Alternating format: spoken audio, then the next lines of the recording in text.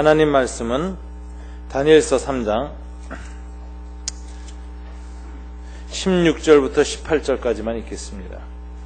다니엘서 3장 16절부터 18절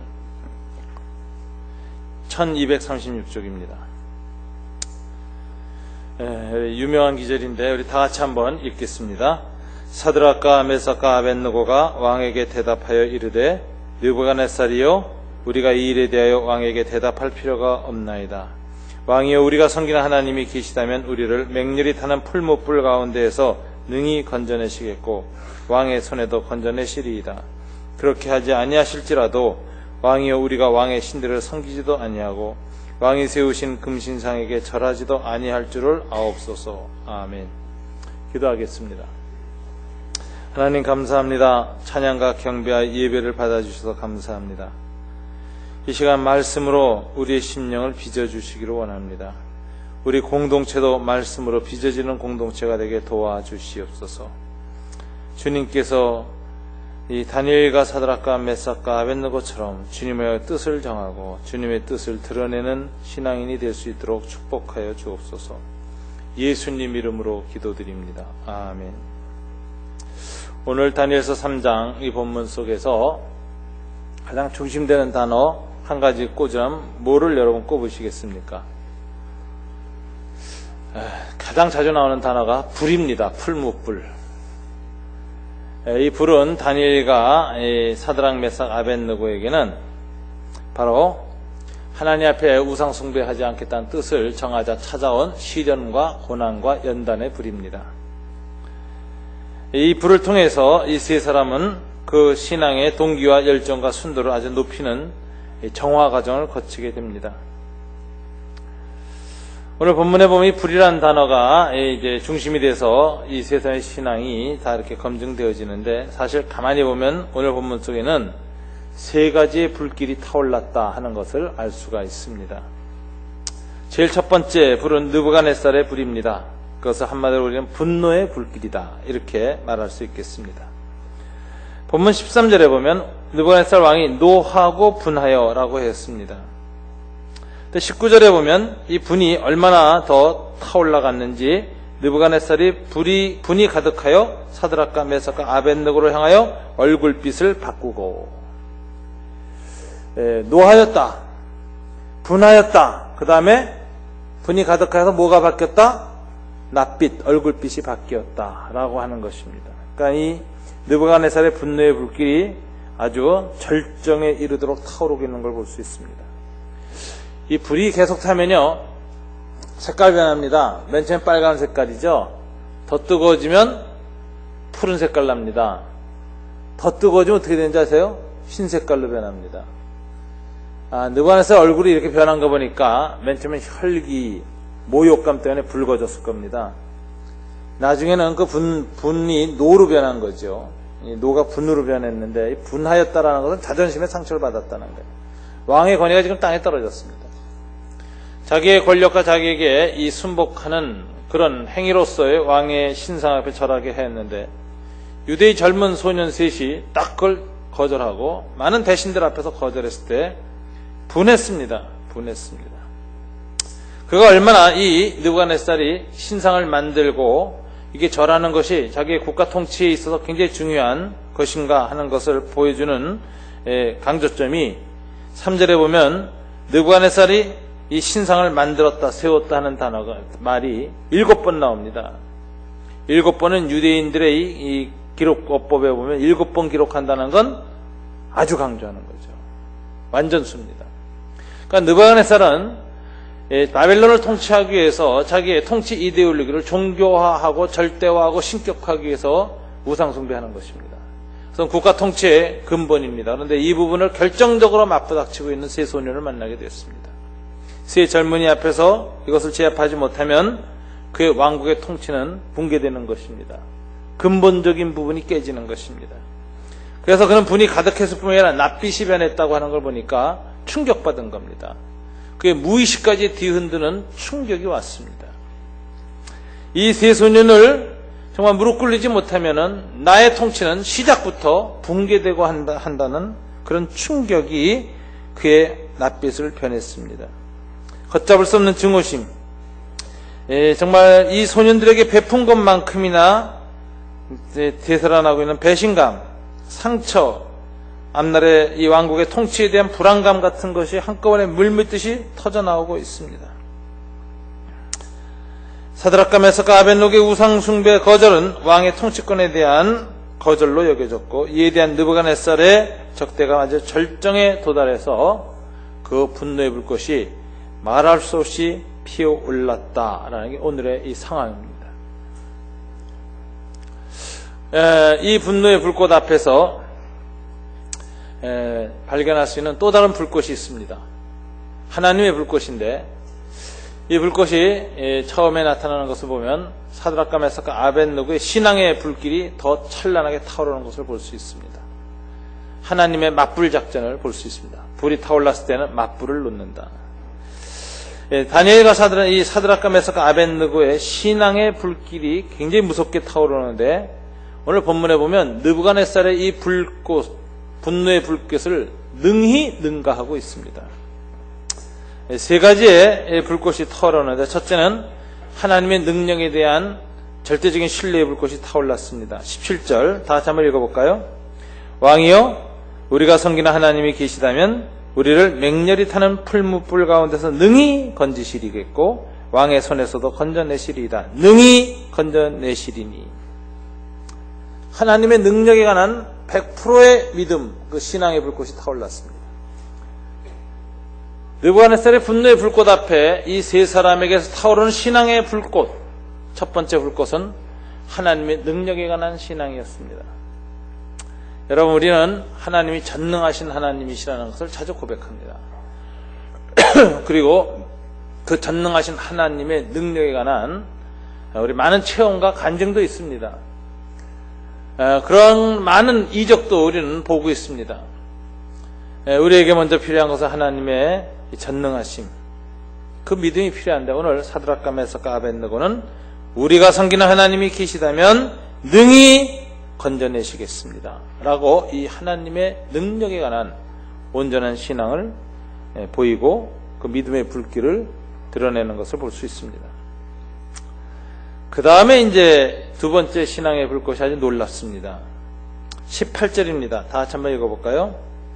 그렇게 아니하실지라도 왕이여, 우리가 왕의 신들을 섬기지도 아니하고 왕이 세우신 금신상에게 절하지도 아니할 줄을 아옵소서. 그리 아니하실지라도, 이게 무슨 소리일까요? 하나님의 능력을 나는 100% 믿습니다. 그러나 하나님이 그 능력을 100% 전능하신 하나님이 우리한테 나타내 주시지 않는다 할지라도 우리를 풀무불 속에서 그대로 들어가서 죽게 하시는 것이 하나님의 뜻이라면 거기에 순종하겠습니다. 아무 이의 달지 않겠습니다. 거기에 전적으로 신뢰하겠습니다. 이 두 번째 믿음은 하나님의 능력에 관한 믿음보다 하나님의 뜻에 관한 믿음이 더 강하다는 걸 볼 수 있습니다. 그리 아니하실지라도라는 이 대명사에 숨어 있는 내면은 하나님의 능력에 대한 믿음 귀하지만 더 귀한 것은 하나님의 뜻에 대한 믿음입니다. 하나님의 뜻에 대한 순종입니다. 하나님 우리의 뜻대로 안 하시고 우리의 소원대로 안 하시고 하나님 뜻대로 행하신다 할지라도 나는 절대로 하나님의 구원의 능력을 의심하지도 않겠고, 오히려 그 능력이 있으신 분이 우리에게 그 뜻을 드러내지 않는 것이 그분의 계획이고 작정이라면 그것에 대해서도 나는 하나님을 찬양하겠습니다. 이런 놀라운 신앙을 보이고 있습니다. 이 하나님의 능력과 뜻에 관한 신앙, 이것이 굉장히 묘한 것입니다. 제가 이제 이런 경험을 한 적이 있어요. 젊었을 날에 구로동에서 목회할 때인데 제가 아주 사랑하던 자매가 큰 병에 걸렸습니다. 그래서 이제 원주에 있는 연세대병원에서 그 의사 선생님이 놀랄 정도의 신유도 한번 체험을 했어요. 신장이 다 망가져서 병원에 한번 찾아갔더니 그 왜소한, 오랜 병에 시달려서 왜소한 그 자매가 몸이 부었는데 내가 맨 처음 그 자매인지 몰라봤어요. 사람이 부어도 그렇게 부을 수가 있나 끔찍했어요. 부종 속에 그 원 모습이 다 이렇게 가라앉은 것 같은, 너무너무 가슴 아팠어요. 근데 참 하나님이 이상하게 역사하셔가지고 신유로 싹 내려서 나았어요. 그래서 의사 선생님도 이건 기적이다 그랬어요. 그때 왜냐면 그 부모들서부터 형제들이 다 장례식 준비했거든요. 다 포기하고. 그런데 이렇게 살아나더라고요. 그 다음에 이제 이 자매가 내가 구로동에서 교회를 개척할 때 옆에 와서 신앙생활을 했습니다. 그래서 자기 남동생하고 같이 방 얻어가지고 교회를 이렇게 다니면서 신앙생활 참 잘했는데 점점 이 자매가 아파지기 시작하는 거예요. 또 다시 몸이 붓기 시작하는 거예요. 그리고 옛날에 그 원주에 있던 연세대병원에서 입원했을 때와 같은 상태로 가는 거예요. 그래서 이 자매를 자주 방문해서 신방하고 주님의 은혜를 구하고 기도를 하는데 어느 날 이렇게 보니까 의사들도 이미 다 손들고 손 쓸 수 없는 단계에 이제 딱 들어섰어요. 이 자매도 그걸 알아요.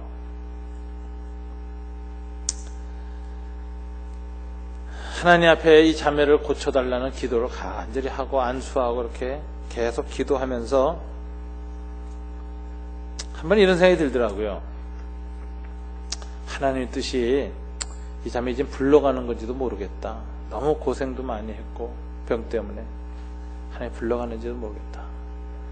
근데 이제 그런 마음은 내 속으로만 해야 되는 건데 이게 기도하는 중에 나온 거예요. 제가 하나님이 자매 고쳐달라고 간절히 기도한다니 제가 마지막에 뭐라고 했냐면 그러나 내 뜻대로 우리 뜻대로 마옵시고 주님 뜻대로 하옵소서 이랬어요. 근데 그게 상처가 된 거예요. 이 자매가 주님 뜻대로 하옵소서 하는데 목사님 안 돼요 그러더라고. 그래서 목사님 정말 믿음이 있으세요? 하나님이 내 병을 치유하실 수 있는 분이라는데 믿음이 정말 있으세요? 이러고 그러는데 제가 그때 대답을 못했어요. 대강신방 마치고 정신없이 집으로 돌아왔습니다. 가만히 생각해보니까 제 반성이 되는 거예요. 그 자매를 고쳐주실 하나님의 능력에 관해서 제가 100% 믿었을까? 정말 순도 100% 내가 그 믿음이 있었을까? 아니었어요. 한 97% 있었어요. 한 3% 정도 제가 밀려난 거예요. 상황 때문에. 그런데 제 불신앙의 3%를 제가 뭐로 이렇게 타협했는지 아세요? 하나님의 뜻으로라는 말로 타협한 거예요. 내가 100%를 믿었으면 하나님 그러나 우리 뜻대로 하고 주님 뜻대로 하옵소서 하는 말이 정당한 말이죠. 그건 온전한 신앙이죠. 오늘 사드락과 메삭과 아벤느처럼 하나님이 이 풀목에서 구원하실 것을 능히 믿습니다. 그러나 그리 아니하실지라도 이건 아름다운 말인데 문제는 뭐냐면 그 믿음이 없이 100%에 대한 순도 있는 그 믿음이 없이 내 믿음 없음을 돌아가고 회피하고 감추려는 수단으로 주님의 뜻대로 하옵소서 또 그리 아니하실지라도 말한다면 이거는 영적 위장입니다. 거짓입니다. 외식입니다. 제가 외식했다는 사실을 발견했어요. 제가 믿음이 없다는 사실을 발견했어요. 순수하게 하나님의 능력에서 100%의 신뢰를 안 하고 있으면서 그 신뢰 못함을 주님 뜻대로 하옵소서라고 돌리고 있는 저 자신의 가증한 모습을 봤어요. 그래서 회개했습니다. 금식하면서 기도하기 시작했습니다. 주님, 제가 하나님이 자매를 고칠 것에 대한 믿음을 100% 가질 수 있게 도와주십시오. 간절히 기도했습니다. 금식하며 기도하니까 하나님 이제 은혜를 베푸시는 거예요. 응답을 주시는데 무슨 일이 일어나냐면은 주일날 낮에 설교 끝나고 딱 기도하려고 그러면 주님이 탁주한테 말씀을 하시는 거예요. 지금 나가서 그 사람한테 안수하라 그러는 거예요. 제가 속으로 지금 대배 시간이고 신방도 아니고 저녁 기도도 아니고 다 보고 있는 데서 하라고요? 하라 그러는 거예요. 제가 머뭇거리니까 지금 네가 순종하면 난다. 지금 이 시간에 확신을 주시는 거예요. 100%. 그래서 제가 아멘 하고 이 설교 끝나고 기도하자마자 앞으로 성큼성큼 나갔어요. 다 같이 기도합시다. 그러고선 가서 그 자매한테 손을 얹어요. 주님 낫게 해달라. 얼마나 뜨겁게 했어요. 주님이 고쳐주겠다 확신하셨으니까 그 순간 얹어놓으면 탁 날 줄 알았어요. 근데 안 나요. 돌아오는데 상처가 되더구만요. 뜨겁고 힘들어요. 주님 이거 뭡니까? 그렇게 나가서 하라고 하시고 제가 근데 그때 그 나갔던 게 제가 이제 100%가 돼서 나갔거든요. 믿음이 100%가 제 차여지지 않으면 제가 머뭇거리고 못 나가죠. 근데 너무 확신이 생겼어요. 맞아. 지금 나간 당장 난다. 내가 이거 믿음으로 나가죠. 그래서 딱 제 부족한 믿음을 채워서 100% 바르르 끌어올라가지고 나간 거거든요. 비등점으로 통과했어요. 근데 그러면은 나야 되는데 안 낳더라고. 내가 믿음을 100% 가졌는데 안 나요. 그럴 때 참 좌절이 오더라고요. 내가 97% 믿은 것도 아니고 99% 믿었는데 100%였는데 분명히. 주님 왜 이러십니까? 실망하고 돌아왔는데 그 다음 주일날 예배 끝나는데 또 똑같은 일이 일어나는 거예요. 근데 지난번에 한번 실패하면 제가 신앙이 50% 줄어듭니다. 확률 50%죠 이제. 될지 안 될지 잘 모르겠다. 그런데 그 사람이 그래서 이제 이게 예수 믿다 이렇게 좀 가는 것 같아요. 얼마나 뜨거운지 이번엔 틀림없다. 야. 주님 이번엔 너 나가 또 돼서 제가 주님한테 그래요. 지난번에 안 됐잖아요. 내가 이렇게 그랬더니 속으로 내가 순간적으로 번개처럼 오고 가는 겁니다. 이 대화가. 지난번에 안 됐잖아요. 제가 그랬더니 주님이 탁 나보고 이러시니까 너는 네 교인이 네 양이 병 낫는 것보다 네 체면이 더 중요하지 항상. 이러시는 거예요. 나가서 기도했는데 안 될 때 내가 쪽팔리는 것에 대한 불안을 갖고 있는데 넌 항상 그게 중요하지 먼저. 이러시는 거예요. 딱 비꼬듯이. 그래서 제가 주님 알았습니다. 가겠습니다. 또 나가서 기도했어요. 또 안 나요. 내가 이 일을 한 10번을 반복했어요. 10주를. 그러니까 나중에 우리 사람이 이제 그만하라 그러더라. 여보, 그만하지. 우리 교인들도 내가 나오면 이제 맨 처음에는 그냥 신기하게 보더니 나중에 안타깝게 기도해줘요. 저게 나야 되는데. 우리 목사님 올인하는구나. 계속 반복. 근데 제가 그때 생각하기를 정말 난 당금질 당하는 줄 알았어요. 쇠 말이죠. 이거 세게 할 때 새빨갛게 풀무불에 담갔다 찬물에 꽉 집어넣잖아요. 근데 일주일 단위로 그 일을 당한 거예요. 새빨갛게 달궈놓는데 그 시간에 말이죠. 얼마나 빨갛게 달가오르는지 그 전에 9번의 실패를 넘어갈 수 있는 확신을 주시더라. 이번엔 틀림없다. 이번엔 틀림없다. 그래가지고서 제가 했는데 안 되는 거예요. 그런데 제가 그 과정을 거쳐서 정말 하나님의 능력에 대한 전적인 믿음을 완벽하게 체험했어요. 당금질 당했어요. 제가. 뜨거워져요. 기도하는데 하나님 또 뜨겁게 하세요. 그런데 제가 기도하는데 하나님 이번엔 제가 물어봐요. 하나님 제가 이렇게 믿음을 갖고 계속 나가는데 왜 주님 역사 안 하십니까? 하나님 능력이 없다나 안 고쳐준다 이런 건 떠나서 왜 안 하십니까? 이제 이랬어요. 근데 이제 주님이 이렇게 물으시더라고. 꼭 네 손을 통해서 나야 되겠지? 그러시더라고. 제가 그 말을 딱 들어보니까 내가 집착이 하나 있었어요. 지금 내가 믿음으로 기도하는데 이 교인들 앞에서 내 손으로 탁 나야 주님 영광이 나타나고 내 체면도 회복한다. 요게 이제 내 집착이 딱 있었던 거예요. 그러니까 요게 자아죠. 자기 욕심. 꼭 네 손을 통해서 나야 되겠지? 이러시더라고요. 아닙니다. 접통하지 않고 낫기만 하면 되겠습니다. 저 사용 안 하셔도 좋습니다. 그러나 제가 주님 믿습니다. 이 믿음에 응답을 주십시오. 이랬어요. 그래가지고 주님의 뜻을 내가 얼렁필에 와가지고 내 믿음을 고백하기 위해서 나를 통하지 않고도 되겠다라는 이 겸손을 드러내기 위해서 주변에 신유의 은사 있는 사람을 좀 찾아봤어요. 어느 여자 전도사님이 신유의 은사가 최근에 받아가지고 막 불일듯 일어난다는 소리를 들었어요. 그래서 그분 집 찾아가지고 그 자매제가 없고 남동생하고 같이 택시 타고 잠실에 있는 그 시형 아파트 있는 데 이제 갔어요. 얻고 갔어요. 그랬더니 이제 그 여전도사님이 어제 저녁에 신유 집회하고 돌아왔는데 밤새도록 어떻게 많은 3, 4시까지 암 환자들이 달라붙어서 기도를 받고 그랬는지 이분이 거의 지쳐서 온 거예요. 지쳐서. 근데 새벽 6시 내가 들이닥치니까 얼굴이 부은 상태로 이분도 몸이 좀 안 좋은 분이거든요. 힘들게 나오더라고요. 근데 아마 제가 장로나 집사였으면 문 안 열어줬을 겁니다. 근데 제가 아무개 목사입니다. 우리 교우가 아파서 제가 왔습니다. 좀 도와주십시오. 딱 그랬어요. 근데 이분이 감동받았어요.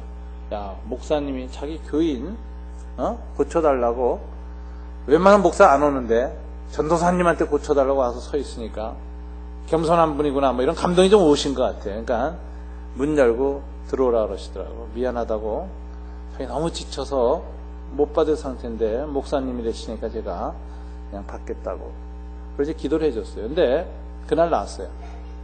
기도를 딱 하는데 방언이 터지면서 자매가 기절해버리는데 혈뇨를 싸더라고요. 그래서 그 집 카페트가 빨갛게 젖을 정도로 혈뇨가 푹 나왔어요. 그러면서 이제 신장 기능이 회복됐어요. 그래서 이제 부기가 빠지고 이렇게 됐는데, 제가 그 잠을 이렇게 날 때, 그때 무슨 생각을 했느냐. 하나님이 누굴 통해서 고치든 상관없이 이거는 내 믿음을 보고 주님이 응답하셨다는 확신이 오더라고요. 그래서 그 자매가 나은 것도 기쁘지만 조금 더 기쁜 건 주님이 내 믿음을 받으셨다. 응답하셨다. 이게 더 기쁘더라고요. 주님 감사합니다. 저 전도사님 통해서 제 기도에 응답하시니 감사합니다. 아멘. 찬양이 나오더라고요. 그때 제가 주님의 이 능력에 관한 믿음을 100% 회복하고 비등점을 한 10번 거치면서 이렇게 딱 이제 선을 돌파하는 그런 체험을 했습니다. 이제 그다음부터는 저는 이제 환자들이나 아픈 사람들은 이제 뭐라고 기도하느냐. 저는 함부로 주님의 뜻대로 하옵소서 그리 아니하시더라 이런 소리 아니에요. 그건 내가 할 말이 아니에요. 제3자가 할 말이 아니라 하나님과 그 본인 자신만이 할 수 있는 말이에요. 그 말은 본인의 신앙만으로 그 말 해야지 남이 다 죽어간 사람 앞에서 그리 아니하실지라도 이건 정말 냉혹한 말이에요. 이건 정말 싸늘하고 차가운 말이에요. 이게 신학으로는 옳은지 모르지만 그 신학이 인간성을 상실한 신학이라고 그런 표현을 하는 거예요. 제가 그래서 그 다음부터는 이제 그런 표현을 안 해요. 저는 그냥 딱 한마디로 이렇게 얘기해요. 다 죽어가는 환자 오고 죽을 것 같은 환자 오고 이러고 와서 난 기도하면서 그렇게 합니다. 하나님, 난 주님의 뜻은 너무 오묘해서 잘 모르겠습니다. 이 사람 살릴지 죽을지 제가 어떻게 알겠습니까? 난 주님의 뜻에 대해서는 잘 모르겠으니까 놔두고 내가 하는 거 단 한 가지입니다. 주님은 전능하시다는 겁니다. 그건 제가 압니다. 그래서 구합니다. 그리고 전능하신 주님, 주님의 뜻에 어디 있는지 저는 잘 모르겠지만 무조건 좀 고쳐주십시오. 도와주십시오로 기도해요. 이처럼 100%의 믿음을 갖고 기도해도 다 낫게 하느냐, 안 낫게 하시는 경우가 훨씬 많았어요. 어떤 때는 하나님 응답 안 하시고 참 제가 이렇게 정말 이 사람만은 살려달라고 그렇게 몸부림쳤던 사랑하는 사람들을 주님이 불러가실 때 그때 저 상처가 굉장히 많아요. 하나님에 대한 좌절이 생겨요. 그리고 목회하기가 싫더라고. 목회에 대한 자신도 사라지고 하나님 이런 하나님인데 내가 무슨 목회를 하나 이런 생각이 드는 거예요. 이렇게 응답 안 해주시고 이렇게 역사 안 했었는데 내가 믿음이 없다면 내가 이해하겠어요. 근데 난 믿었거든요. 정말 100% 이상 믿었는데 왜 응답 안 하시는가. 그게 항상 상처가 됐어요. 상처가. 시간이 지나면서 이 상처를 하나님 치유하시더라고요. 한동안은 제가 그래서 목회에 대한 자신감 완전히 상실했던 적이 있습니다. 나는 못하겠다 이거. 그 이제 제 믿음이 상처가 되는 거죠. 오히려 거꾸로 부메랑이 되는 게 하나님 응답 안 하니까 이게 놀아서 날 치고 가는 거예요. 날 치고 내가 그냥 팍 쓰러지는 거죠. 내 믿음에 100% 믿었는데 응답 안 하시니까 이런 신이 다 있나 이런 생각도 들고 우리 하나님 너무 까다롭다. 여호와는 너무 까다로워. 다른 신은 이 정도 믿은 거 좀 다 들어줘요. 열려라 참깨 10번 하면 다 열려. 근데 이 하나님 안 들어줘. 열려라 100번 1000번 해대도 믿음 갖고. 이게 참 그럴 때 막 좌절이 와요. 좌절이. 그런데 이 응답하지 않으신 하나님, 숨어 계시는 하나님이 너무 힘들더라고요. 근데 얘가 예수님의 요한복음 10장 1절의 기도를 묵상하다가 치유가 되기 시작했습니다. 예수님이 그렇게 하셨어요. 십자가에 달려 죽기 전에 대제사장의 기도를 하시면서 아버지여 지금은 아버지께 영광을 돌릴 때입니다. 내가 이 날을 위해서 왔습니다. 이러고 기도해요. 아들로 아버지를 영화롭게 하옵소서 이렇게 기도해요. 예수님은 십자가에 매달리시는데 그 십자가에 매달림이시라는 게 뭡니까? 하나님께 버려짐을 당하는 순간입니다. 하나님이 응답 안 하는 순간입니다. 하나님의 능력이 철저히 숨겨지는 상황입니다. 유대인들이 지나가면서 네가 정말 메시아라면 그 십자가에서 내려와라. 그럼 우리가 믿겠다라고 비웃는 순간입니다. 그런데도 하나님은 응답 안 하십니다. 십자가는 하나님의 숨어 계시는 사건입니다. 예수 그리스도가 하나님의 아들이신데 하나님의 아들이 신성과 거룩한 능력을 나타내지 못하고 철저하게 버림받고 인간성 뒤에 숨겨져 있는 사건입니다. 그래서 십자가는 하나님의 숨어 계심입니다. 하나님 나타나고 능력을 베풀지 않습니다. 철저하게 숨어 계시는 하나님이 바로 십자가에 나타난 하나님입니다. 십자가에 매달린 예수 그리스도는 숨어 계시는 하나님을 전적으로 드러내 보이고 있습니다. 이때 우리는 굉장히 고통스럽습니다. 왜? 근데 예수님은 그 숨어지는 상황, 숨겨지는 상황이야말로 아버지께 영광을 돌리는 때라고 얘기를 했습니다. 마틴 루터가 그 부분에서 이런 말을 했어요. 숨어 계신 하나님이야말로 드러나신 하나님보다 더 깊은 신앙을 우리에게 요구하고 더 깊은 하나님의 사랑을 우리에게 드러낸다. 예수님이 신성을 드러낼 때 많았습니다. 안진병이 일으키셨습니다. 눈먼 사람 눈뜨게 하셨습니다. 눈등병자 깨끗하게 하셨습니다. 죽어간 사람 살리셨는데 야이로 회당장에 따라 살리셨습니다. 나인성 과부의 아들도 살렸습니다. 죽은 지 4월 된 나자로도 무덤에서 일으키셨습니다. 하나님의 전능성을 얼마든지 나타내셨습니다. 그러나 그때 그 나타내심을 통해서 드러낸 사랑보다 예수님의 우리 인간에 대한 사랑을 가장 깊이 드러낸 장소는 숨어 계시는 곳이었습니다. 십자가였습니다. 십자가야말로 하나님의 사랑이 가장 깊이 드러난 것이었습니다. 그래서 마틴 루터는 말하기를 숨어 계시는 하나님이야말로 드러나신 하나님보다 우리를 더 깊이 사랑하시는 하나님의 사랑이 드러나고 숨어 계시는 하나님 앞에서 우리의 신앙은 더 고결해지고 더 성숙해지고 더 온전해지고 더 깊은 사랑이 샘솟는 것이다. 사드락과 메삭과 아벳느고는 바로 이 신앙을 고백하는 것입니다. 하나님은 드러나시는 하나님이고 능력을 베푸시는 하나님이라는 것은 100% 믿습니다. 그러나 때로는 그리 아니하실지라도 숨어 계신다 할지라도 우리에게도 응답하지 아니하신다 할지라도 우리를 세상 사람들이 보기에 버리는 것처럼 풀무불 속에서 불살림 당하듯이 살라진다 할지라도 그것이 하나님의 뜻이라면 전적으로 순종과 영광을 돌리겠습니다. 예수님이 십자가에서 숨어 계시는 하나님 가운데 들어갈 때, 십자가의 고난의 불길 속으로 들어갈 때 영광이라고 여기고 들어간 것처럼 사드락과 메삭과 아벳느고도 풀무불 앞에 나아갈 때 오늘 영광이라고 외치는 것을 볼 수 있습니다. 어디에서 볼 수 있는가? 21절입니다. 다 같이 읽어볼까요? 그러자 그 사람들을 겉옷과 속옷과 모자 다른 옷을 입은 채 결박하여 맹렬히 타는 풀무불 가운데 던졌더라. 아주 묘한 묘사입니다. 이 다니엘서 화자는 이 세 사람이 입은 옷에 유달난 주목을 하고 있습니다. 그리고 입은 옷을 하나하나 차근차근히 묘사하고 있습니다. 이건 강조법이죠. 그 사람들은 첫째 뭐를 입었어요? 겉옷을 입었습니다. 속옷을 입었습니다. 모자를 썼습니다. 다른 옷이라고 했는데 이게 별난 옷이라는 표현이에요. 특별한 옷을 입었다는 표현입니다. 이건 뭘 말하느냐면은 사드락과 메삭과 아벳느고가 느부갓네살 왕 앞에 재판받고 풀무불 앞에 나올 때 집에서부터 뭘 결심하고 나왔느냐면 이것은 축제다라고 여긴 거예요. 축제의 옷을 입고 나온 거예요. 중근동 사람들 평소에 그냥 가운 같은 거 하나 걸치고 다니는데 이날 사드락과 메삭과 아벳느고는 그의 겉옷을 더 입고 그 다음에 별다른 옷, 특별한 옷을 입고 모자까지 쓰고 탁 나옵니다. 이건 무슨 소리예요? 풀무불 앞에 서는 이 시간은 하나님께 영광을 돌려야 할 내 생의 최대 축제다. 풀무불 가운데서 내 안에 있는 신앙의 불꽃은 더 찬란히 타올라야 하고 내 영혼은 춤추면서 하나님께 가겠다. 축제로서 고난을 받아들이는 것입니다. 영혼의 축제를, 이 고난을, 이 환난을 영혼의 축제로 받아들이고 그걸 고백하는 이 옷을 입고 나오는 것입니다. 그 낯빛 속에는 슬픔도 머뭇거림도 고통도 좌절도 회의도 없습니다. 오히려 하나님의 영광을 사모하고 하나님께 춤을 추겠다고 합니다. 축제자에 들어서 축제의 놀라운 정말 기쁨과 감사로 가득 찬 파티장에 들어가는 것처럼 그렇게 옷을 입고 그런 낯빛하고 딱 들었습니다. 여기서 우리는 느부갓네살의 색깔이 변할 정도로 타오르는 그 분노의 불길보다 더 찬란한 불길이 이 세 사람 안에서 신앙의 불꽃이 타오르고 있다는 걸 보게 되고 오늘 본문 속에서는 느부갓네살의 분노의 불길보다 이 세 사람의 신앙의 불길이 더 활활 타오르고 있다는 극명한 대조를 우리에게 보여주고 있습니다. 세 번째는 이들에게 놀라운 불꽃이 더하여 임했습니다.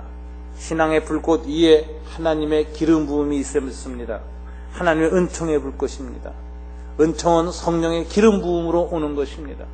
사드락과 메삭과 아벳느고가 축제의 옷을 입고 신앙의 불꽃을 환히 타올리자 위에서 거룩한 성령의 기름 부음이 있었습니다. 이 은총의 불꽃이 얼마나 컸는지 느부갓네살의 풀무불에 불꽃을 능가하기 시작했습니다. 그 불빛을 압도하기 시작했습니다. 느부갓네살의 풀무불이 22절에 보면은 평소보다 7배나 뜨거운 불빛이라고 19절에 말합니다. 평소보다 7배나 뜨겁게 하라. 이 불꽃이 얼마나 뜨거웠는지 이 사드락과 메삭과 아벳느고를 풀무불에 집어넣기 위해서는 특별한 사람들만이 이 일을 감당할 수 있었습니다. 그래서 20절에 보면 군대 중 용사 몇 사람에게 명령하여, 웬만한 사람 풀무불에 다가가면 그냥 화상을 입어요. 얼마나 뜨거운지. 그래서 이 영어 성경에 보면 군대 중 몇 사람 용사라는 본문은 어떻게 보면 The strongest soldiers 이렇게 돼 있어요. 가장 강한 군사가, 이런 뜻입니다.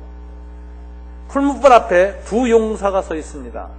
한 용사는 하나님의 용사입니다. 사드락과 메삭과 아벳느고, 주님을 위해서 목숨을 거는 충성을 보이는 이 세 용사가 있고, 그 다음에 느부갓네살의 용사가 있습니다. 이 세 사람은 화상을 입고 불꽃 가운데 혹시 심각한 일을 당한다 할지라도 왕의 명령을 수행해서 이 세 사람을 잡아서 풀무 속에 집어넣기로 결심한 결사대와 같은 가장 뜨겁고 가장 충성스럽고 가장 용맹스러운 물불을 가리지 않는 용사가 둘이 풀무불 앞에 쓴 것입니다.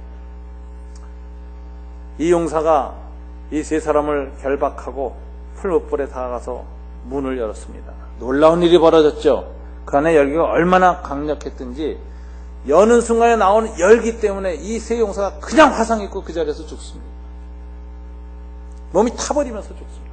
지글지글 고기 타는 냄새가 나면서 푹싹 쓰러집니다. 그러면서 아마 이 용사들이 마지막 힘을 다해서 아마 집어넣은 것 같아요. 대단한 사람들이죠. 지 몸이 타들어가면서 임무를 완수했으니까. 그런데 놀라운 일이 있습니다. 이 세 용사는 그냥 바싹 타버렸는데 풀무불 속에 들어간 이 세 사람은 전혀 불에 타지 않습니다. 머리털 하나 냄새가 나지 않습니다. 옷 하나 불에 붙지 않습니다. 옷 색깔도 변하지 않았습니다. 놀라운 것은 결박도 끊어지지 않은 채 풀무 속으로 들어갔습니다. 여기에 우리는 하나님의 은혜가 이미 임했다는 사실을 볼 수 있습니다. 풀무 불꽃이 7배나 높게 타오르고 그 문이 열려지고 들어가기 전에 이미 이들에게 타오르고 있는 신앙의 불꽃 위에 하나님의 거룩한 은총의 불꽃이 덧입혀진 걸 볼 수 있습니다. 성령의 기름 부음이 이미 임하였습니다. 그래서 세상의 불꽃이 이들 안에 있는 신앙의 불꽃과 이들을 감싸고 있는 하나님의 은총의 불꽃을 건드리지 못합니다. 오히려 세 용사는 그냥 타버리지만 이 세 사람은 조금도 타버리지 않고 조금의 불꽃의 영향을 받지 않고 풀무 속으로 들어가게 됩니다. 들어가서는 더 놀라운 일이 생겼습니다. 느부갓네살이 보니 그 안에서 한 인자 같은 이가 이 세 사람과 함께 불 속을 자유롭게 거니는 모습을 보았습니다. 이 인자 같은 이 사람의 하나님의 사랑 같은 이 신들의 아들 같은 이 25절에서 나오죠. 그 넷째의 모양은 신들의 아들과 같도다 하고, 이런 것을 데오파네 엔젤이라 그럽니다. 하나님의 구약 성경 시대에 가끔 사람들한테 자기의 눈에 보이게 나타나는데 사람의 형상으로 오시는데, 이때 보통 천사가 사람의 형상으로 옵니다. 소돔과 고모라를 심판하러 갈 때 세 사람이 아브라함 앞에 나타났는데 나중에 가서 불심판한 것은 2명입니다. 한 명은 아브라함과 앉아서 계속 여러 가지 얘기를 합니다. 근데 그 하나님이 자기 자신을 여호와와 동일시합니다. 요거를 그래서 신현하신 여호와의 사자, 현현하신 천사 이렇게 얘기해요. 그래서 영어로는 The Theophany Angel 이렇게 얘기합니다. 그런데 이 천사에 관한 이야기를 보면은 천사들 중에는 이제 뭐가 있냐면 여러 피조물인 천사들이고 그 중에 한 명일 경우에는 꼭 정관사를 써요. 영어 성경에서 An Angel of the Lord. 즉 말하자면 예수님 탄생할 때 수태고지하러 가브리엘 같은 천사들 얘기할 때 An Angel of the Lord라고 부정관사 씁니다. 그런데 구약 성경에서 여호와 하나님이 천사의 모습으로 나타날 땐 꼭 The Angel of the Lord 이렇게 써 있어요. 정관사를 써요. 유일하신 그 천사라는 거죠. 이것은 대부분 여호와 하나님 자신이 나타난 겁니다. 그런데 어떤 분들은 이렇게 얘기해요. 구약의 천사의 모습으로 나타난 여호와 하나님은 어떤 분이냐? 여호와 하나님과 동일시하고 있는 그 천사는 어떤 분이시냐? 신약 시대에 육신의 몸을 입고 구원하러 오시는 성자 하나님이 구약 시대에는 바로 현현하시는 사자로 나타나십니다. 인간 세계에 개입하시고 인간의 정말 모습으로 자주 오시고 나타나시고 그리고 인간들을 구원하시는 역사를 주로 하시는 그 사자, 이건 주로 구약의 그리스도다, 이렇게 신약학자들은 해석합니다. 그런 해석을 따지자면 오늘 본문에 보면은 이 풀무불 속에 있었던 하나님의 아들 같은 사람, 이 사람은 빛이 환하게 빛났는데 풀무불의 7배 타오르는 빛보다 더 빛난 압도하는 빛의 사람이었는데 이분은 하나님의 아들이었습니다. 사람의 아들, 이런 표현도 씁니다. 그래서 다니엘서에는 인자 같은 이가 자주 나타나서 다니엘에게 은혜를 베푸고 합니다. 그런데 예수님이 신약성경에 보면 자기 자신을 가리치는 칭호로 주로 뭘 쓰시냐면 인자라는 용어를 씁니다. 그 용어가 기원이 어디서 했느냐? 다니엘서에서 한 겁니다. 다니엘서에 있는 인자, 사람 같은 이, 하나님의 사람 같은 이라는 이 단어를 사용하셔서 자기가 누구인가를 드러내셨습니다. 그래서 예수님의 이 인자라고 하는 용어의 어법을 보면 구약 성경의 이 풀무불 속에 나타난 이 하나님의 아들 같은 이는 바로 예수 그리스도를 가리킨다는 걸 우리는 알 수가 있습니다. 주님이 이 불꽃 가운데 함께 하시니까 놀라운 역사가 있었습니다. 이미 풀무불 바깥에서 은총으로 덧입히셔서 그들의 옷가에 가서 하나도 태우지 않았던 그 하나님, 결박도 태우지 않았던 하나님이 풀무불 속에서는 또 한 가지를 태우기 시작하셨습니다. 뭘 태웠을까요? 결박을 태웠습니다. 오늘 나중에 이 느부갓네살이 이 세 사람을 끄집어내서 넣고 보니까 머리카락 하나 타지 않아서 머리카락 타는 냄새도 안 나요. 옷도 하나 타지 않아서 색깔도 변하지 않고 탄 냄새도 안 납니다. 멀쩡합니다. 그런데 뭐만 타버렸어요? 불꽃 속에서 결박만 타버렸어요. 제가 이 만화적인 상상력을 좀 동원한다면 이 용사들이 이 세 사람 손목하고 발목을 묶는데 이 세 사람 손에 털이 좀 있었어요.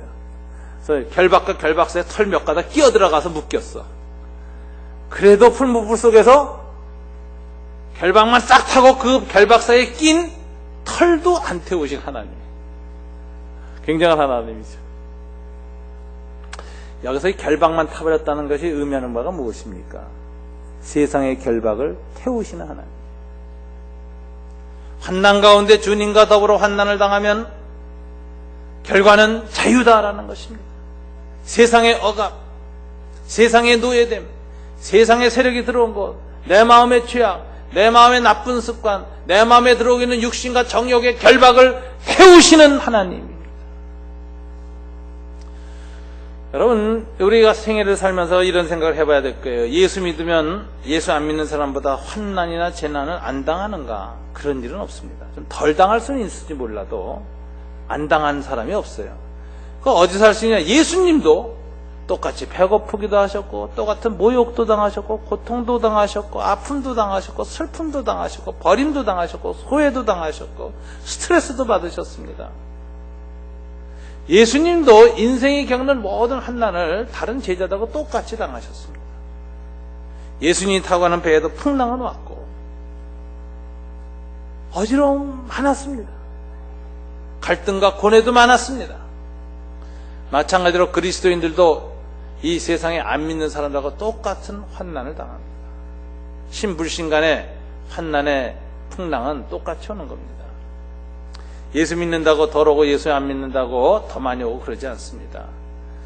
이번에 미국에서 진행되는 이 월가의 경제 쓰나미, 믿든 안 믿든 간에 신불신간에 타당하는 환난입니다. 문제는 똑같은 환난, 피할 수가 없는 것이 되면 육신을 갖고 세상을 사는 동안에 우리가 세상에서 환난당하는 것을 믿든 안 믿든 다 똑같이 피할 수 없는 것이라면 그 환난을 누구와 함께 무엇으로 당하느냐가 중요한 것입니다. 자아의 의지만 갖고 당하면 자아의 의지를 어느 정도 버티다가 그것의 한계에 부닥칠 파도에 휩쓸려가고 중심을 상실하고 의지를 상실하고 꿈을 상실하고 되는 대로 힘없이 떠밀려가는 인생이 되는 것입니다. 그런데 주님과 함께 고난을 당하면 그렇지 않습니다. 어차피 당하고 어차피 다가올 환난이 되면 누구와 함께 당할 것인가? 주님을 의지하고 주님과 더불어 환난 속에 있자고 결심하는 것입니다. 그럼 주님과 함께하면 환난은 놀라운 장소로 변합니다. 고통과 아픔의 장소라고 여기서는 환난의 한가운데가 우리를 자유케 하는 장소가 됩니다. 우리 영혼을 정화시키는 장소가 됩니다. 우리를 얽어매고 있던 세상의 멍해와 욕심, 죄악의 밧줄이 다 끊어져 나가고 오히려 환난을 통해서 자유로워지고 환난을 통해서 성숙해지고 환난을 통해서 더 깊은 은총 가운데 머물게 되는 영적 자유가 충만한 상태로 변한다는 것을 오늘 주님이 보여주고 있습니다. 여러분, 2009년에 여러분 세상 사람들이나 안 믿는 사람이 다 똑같이 당하여는 수많은 고뇌가 있고 아픔이 있고 슬픔도 있고 환난은 다가올 것입니다. 피할 수 있는 사람은 아무도 없습니다. 그러나 예수님과 함께 오늘 고난을 당하면 풀무불 속이라 할지라도 주님과 함께 있으면 그것은 우리를 정화시키는 불길이 되어지고 우리를 강화시켜주고 우리를 더욱 자유롭게 하고 더욱 온전하게 하는 것이 된다는 걸 우리가 기억하게 되기를 바랍니다. 29절 이하에 보면 느부갓네살이 이제 마지막으로 조서를 내리는 걸 볼 수 있습니다. 다 같이 읽어볼까요? 그러므로 내가 이제 조서를 내리노니 각 백성과 각 나라 각 언어를 말하는 자가 모두 사드락과 메삭과 아벳느고의 하나님께 경솔히 말하거든 그 몸을 쪼개고 그 집을 거름터로 삼을지니 이는 이같이 사람을 구원할 다른 신이 없음이니라 하더라. 3장은 조서로 시작해서 조서로 끝납니다. 그래서 이걸 문학적으로는 수미상간 구조라 그러죠. 머리와 꼬리가 서로 맞대고 있는 형상이다. 1절부터 7절은 첫 번째 조서, 28절부터 30절은 느부갓네살의 두 번째 조서입니다. 첫 번째 조서는 이 신상 앞에 절하지 않으면 다 죽인다, 태워 죽인다는 조서입니다. 그러나 두 번째 조서는 이 하나님을 경솔히 여기고 경솔히 말하고 비웃으면 다 죽는다라고 하는 두 번째 조서입니다. 완전한 반전이고 역전입니다. 우리 인생에 다가오는 환난이 완전한 반전, 고난이 하나님의 영광으로 변하는 그 놀라운 반전은 주님이 우리와 함께 하실 때 이루어집니다. 세상의 불꽃 앞에서 여러분 신앙의 불꽃으로 사드락과 메삭과 아벳느고처럼 다가가시기 바랍니다. 세상의 빛이 환난의 빛이 뜨거우면 뜨겁고 그 빛이 압도적이면 압도적일수록 우리 안에 있는 신앙의 불꽃을 더욱 일으키고 최선을 다해서 주님 앞에 쓰는 것입니다. 그이에 주님의 은총의 불꽃이 더하여집니다. 그러면 그때부터 우리는 자유하게 됩니다. 그리고 이기게 됩니다. 그리고 인생의 놀라운 삶의 반전이 시작되어집니다. 2009년은 환난의 해가 아니라 우리에게 축제의 해요, 우리 자유의 해라는 것을 주님 앞에서 굳게 믿고 1월달 셋째 주 또다시 뜻을 정하고 발걸음을 굳게 하는 저와 여러분 되시기를 주님 이름으로 축원합니다.